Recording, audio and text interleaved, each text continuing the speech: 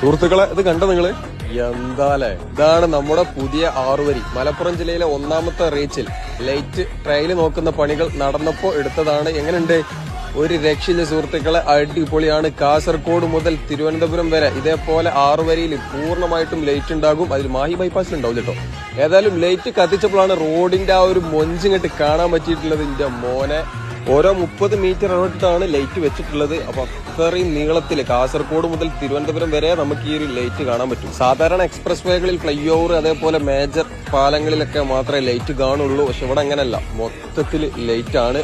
സംഭവം ഏതായാലും സെറ്റ്, ഒരു രക്ഷയില്ല, അടിപൊളി വൈബാണ്. പിന്നെ ഇങ്ങനെയൊക്കെ റോട്ടിൽ പ്രകാശം പരത്തിയിട്ടും ഹൈബീം ഇട്ട് പോകുന്ന ഡ്രൈവർമാരുണ്ട്. ഏതായാലും പണികൾ പൂർണ്ണമായിട്ടും കഴിഞ്ഞ് ഗതാഗതത്തിന് തുറന്നു കൊടുക്കുമ്പോൾ അതിൽ നിന്നൊക്കെ ഒരു മാറ്റം വരുത്തി. ഏതായാലും ഇത്രയും ദൂരത്തിൽ ലൈറ്റുള്ള റോഡ്, അതും നമ്മുടെ സംസ്ഥാനത്തിൽ, കേരളക്കാർക്ക് അഭിമാനിക്കാം.